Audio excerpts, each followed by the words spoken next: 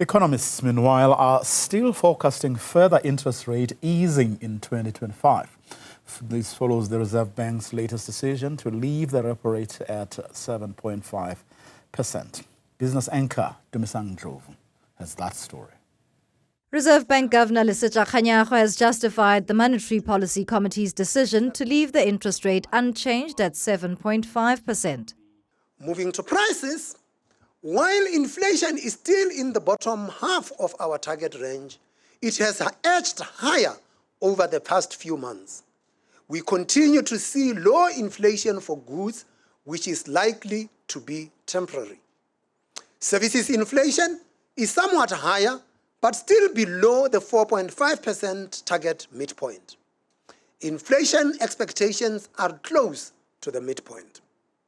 For now, inflation appears contained. Citigroup economist Gina Skuman says a hold on the repo rate doesn't necessarily mean the end of the central bank's monetary policy easing cycle. There is still a chance, and we must look towards the May MPC meeting. If the data on CPI really surprises to the downside, or if some of that risk really substantially reduces, there might just be space for one more rate cut in the cycle, but I don't think you should be expecting much more than that. Meanwhile, the property sector has welcomed the SARB's move as a measured response to inflation remaining at 3.2%. Yarwood's property CEO Herschel Yarwoods explains. I think anyone who thought that rates might come down, it's the triumph of hope over reality. But I think it's still positive. So the Reserve Bank governor has left the door open for further rate cuts.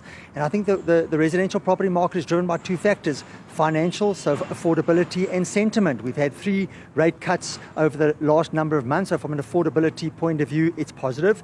Inflation remains low, so price increases are not escalating as quickly, better for disposable income. And because of these factors and factors like the politics in South Africa, which seems to be slightly better, sentiment is better. Avari Car's MD Tembigosi Phansi agrees, saying the market has since seen improved activity with the recent interest rate easing.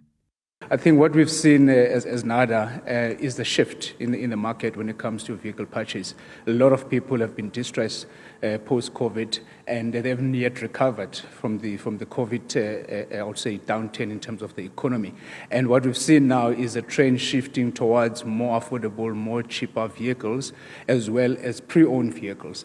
I mean, in the quarter 4 of 2024, TransUnion issued a report when it comes to ratios between new cars and pre-owned, whereby 1.64 pre-owned are being sold compared to 1 new car. And that shows that, customers and consumers, they're feeling the pinch. It is a tough market condition. People are no longer earning what they used to earn, and they're putting priorities on necessities. Analysts have expressed hope of future interest rate cuts later this year. For Newzroom Afrika on Channel 405, I'm Tumisang Ndlovu in Rosebank.